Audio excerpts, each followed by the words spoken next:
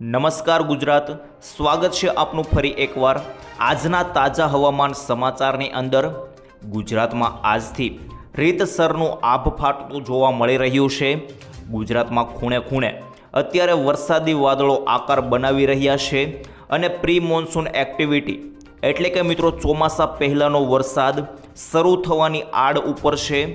ખાસ કરીને મિત્રો ગુજરાત પર વાદળો આકાર બનાવી રહ્યા છે અને હવે ગણતરીના કલાકોમાં ચોમાસું પણ અરબી સમુદ્રથી આગળ વધતું જોવા મળી રહ્યું છે।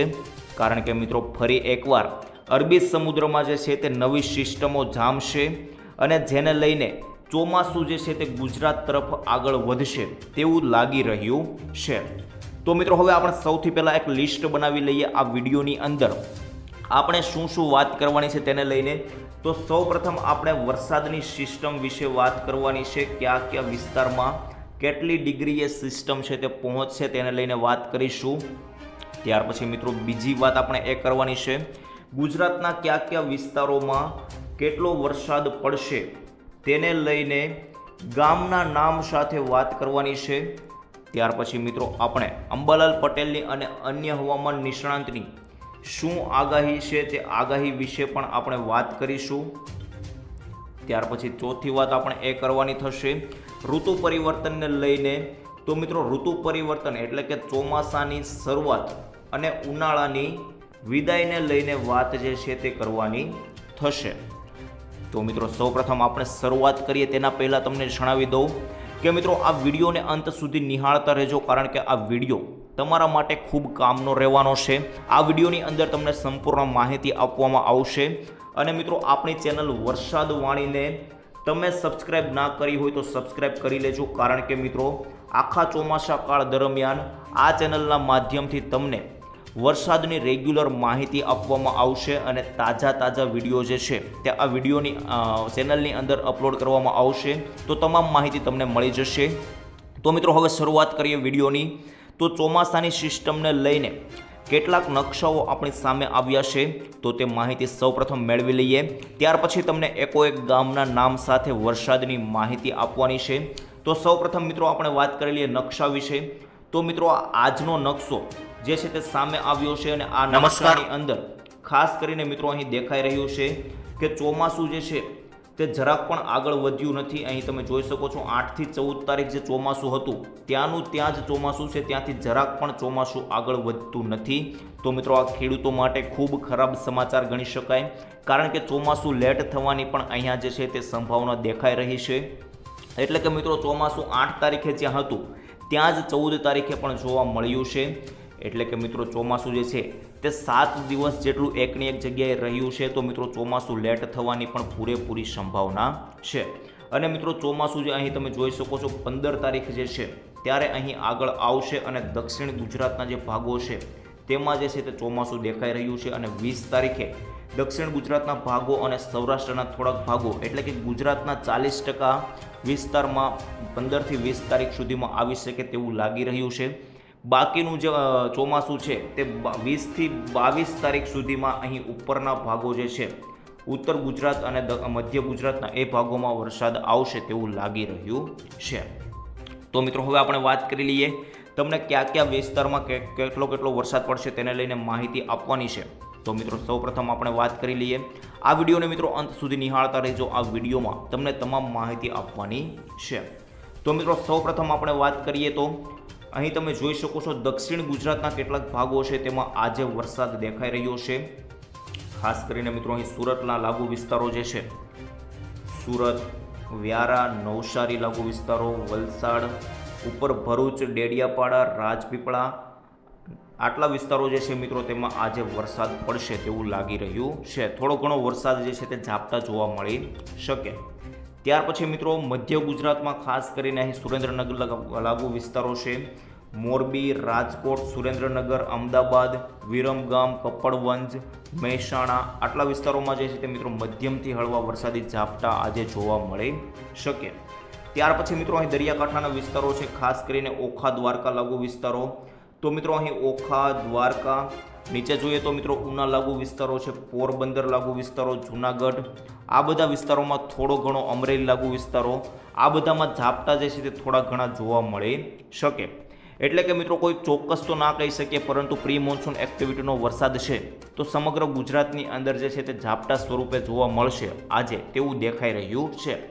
હવે આવતીકાલે એટલે કે મિત્રો 16 તારીખે વાત કરીએ તો વરસાદ જે છે થોડો વધારે દેખાઈ રહ્યો છે. અહીં તમે જોઈ શકો છો મિત્રો, ખાસ કરીને સૌરાષ્ટ્રમાં સૌથી વધારે દેખાઈ રહ્યો છે ભાવનગર લાગુ વિસ્તારો, જૂનાગઢ લાગુ વિસ્તારો, રાજકોટ લાગુ વિસ્તારો, અને મિત્રો અહીં પાલીતાણા, સાળંગપુર, બોટાદ, અલંગ, આ બધા વિસ્તારો જે છે તેમાં મિત્રો ખાસ કરીને વરસાદ પડશે તેવું આવતીકાલે વીજળીના કડાકા ભડાકા સાથે ભારે વરસાદ પડશે તેવું લાગી રહ્યું છે. ત્યાર પછી હવે મિત્રો વાત કરી લઈએ દક્ષિણ ગુજરાતમાં થોડો ઘણો વરસાદ જોવા મળશે.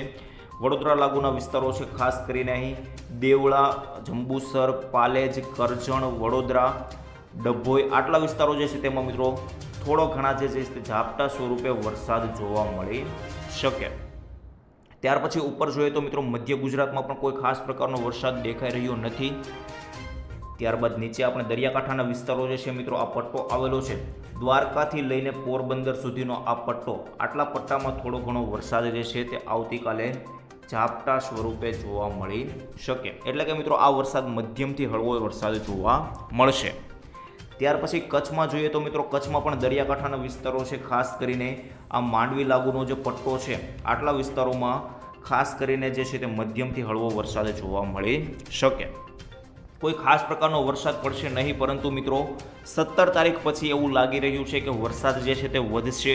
અને ખાસ કરીને નીચેની જે સિસ્ટમ છે, અહીં મિત્રો નીચેથી જે મહારાષ્ટ્રની સિસ્ટમ છે, એટલે કે મિત્રો પાકા પાયે જે ચોમાસું બેસવાનું છે તે સિસ્ટમ પહોંચતી હોય તેવું લાગી રહ્યું છે. અને જેને લઈને આ દક્ષિણ ગુજરાતનો જે 40% ભાગ છે, સૌરાષ્ટ્રનો બી થોડોક ભાગ, એટલે આ 40% ભાગ છે, આટલા ભાગોમાં જે છે તે ચોમાસું જોવા મળશે 40% ભાગમાં તેવું લાગી રહ્યું છે.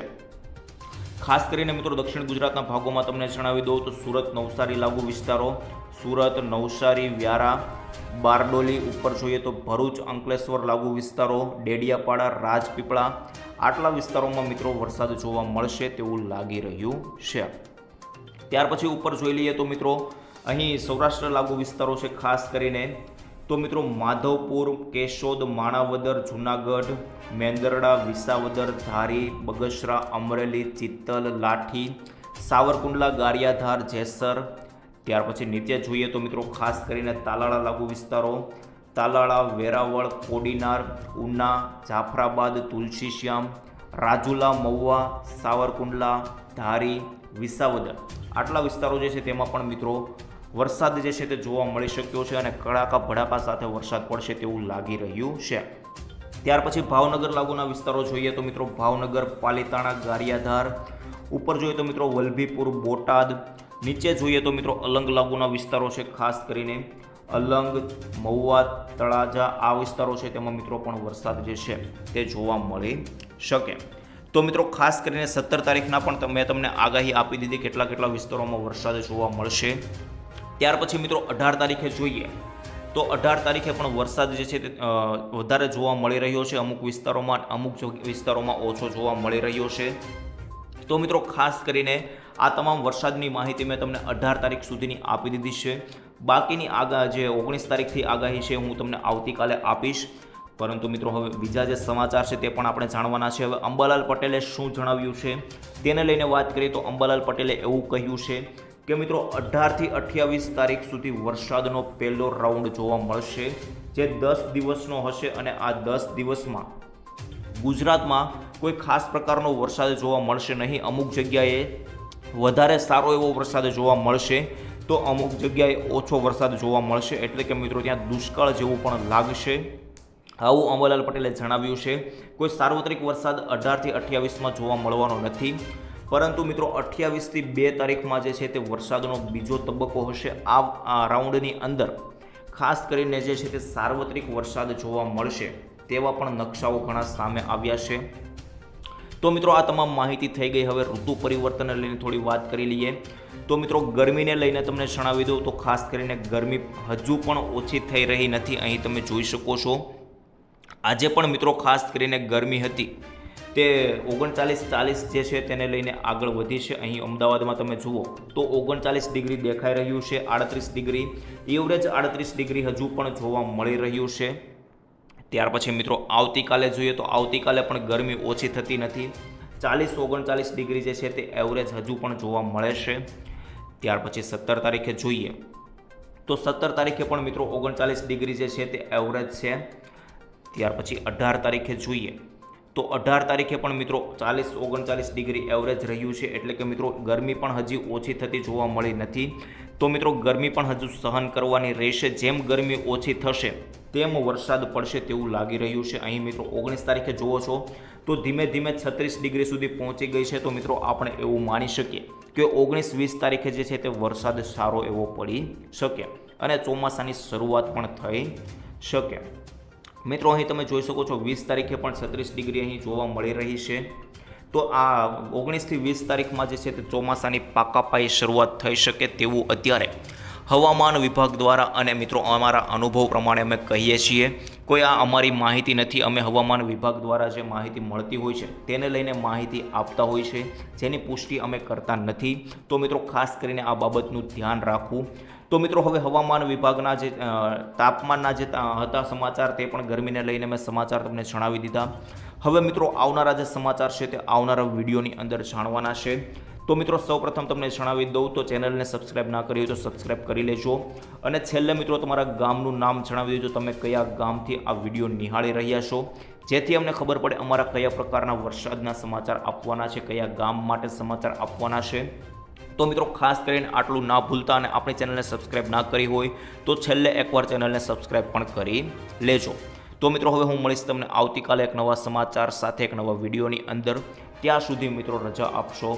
ધન્યવાદ. જય શ્રી કૃષ્ણ, જય માતાજી, જય હિન્દ, જય ભારત.